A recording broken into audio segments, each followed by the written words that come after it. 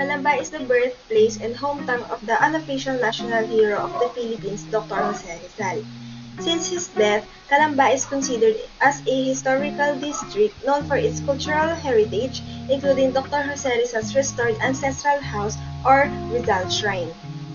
However, even before Mayor Ros Rizal's term, the 22-foot Rizal Monument was erected to commemorate Jose Rizal on his 150th birth anniversary. It was inaugurated in 2011 to commemorate and celebrate Rizal's contributions to the freedom that we enjoy today. Jonas Rosas, the sculptor of the said Rizal Monument, is a Marikina-based sculptor hailing from Mulanay, Quezon Province. The Rizal Monument is a classicist sculpture characterized by realistic details that faithfully portray Jose Rizal's likeness. The monument made great use of form and texture. Form allows the sculpture to be viewed from many sides, and texture allows the viewers to have a sense of the kind of fabric used for the clothes that the hero wore during his lifetime. Beyond the physical representation, the sculpture also serves as a symbol of Rizal's courage to take a stand against Spanish colonization as characterized by his confident stance. Today, it serves as a landmark that further reinforces Calamba City as a historical district and the birthplace of Jose Rizal and honors his legacy. Through this monument, people, especially the future generations, can be educated on the life, values, and Rizal's role in the history of our country.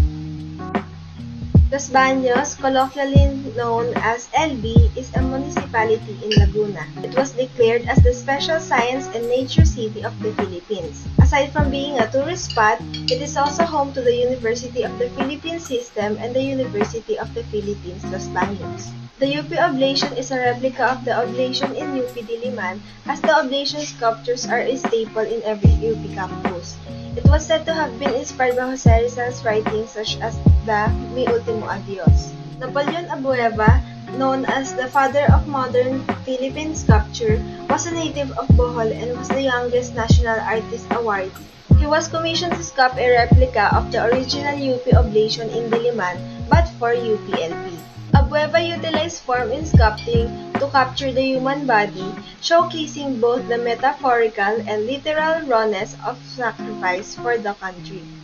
While the UPLB Oblation is a replica, the meaning of the art remains as intended by the original artist.